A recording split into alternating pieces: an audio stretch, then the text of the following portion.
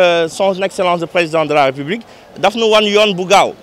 ministre bi wax nu ne nu jël leen taxawaay yëpp pour marché bi mun aaru si xeex boobu ñun nag loolu boobu mu amee immédiatement nu ànd ak acteurs yi nu daal di wane taxawaay bu gaaw mooy lan ku solul masque si marché bi doo dugg loolu daf nañ ko depuis le 27 ku raxasuwul si marché bi doo dugg léegi masque bi dañ daan waxtaan di masla mais léegi masla jeex na léegi ku solul masque dañ lay jël yanu la génn la si mbedd ma nu ne léegi xale bu amul fukk at doo duggati si marché bi loolu yëpp mu nekk ay mesures yoo xam ne waaye nee naa information sensibilisation mooy mi ngi mel ne fondation si kër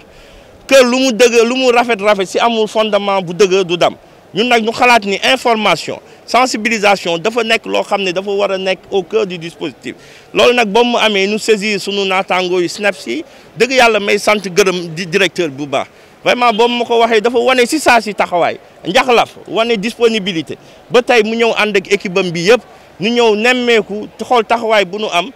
nu ànd visiter joxe ay masques joxe nañ 2500 masques yoo xam ne dañ koy mettre à la disposition des acteurs nu ànd ak moom daf ko ñëw lancer zone d'information bi mi ngi ci disposition acteurs yi mi ngi ci disposition usagers yi nu teg ko fi pour dëgg yàlla nu accompagner marché bi bu baax. ci biir marché bi ñu fa nekk yëpp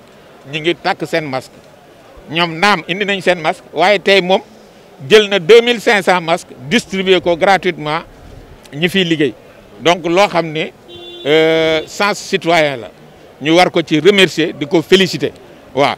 di féliciter aussi ministre am bi ko teg fii xam ni vraiment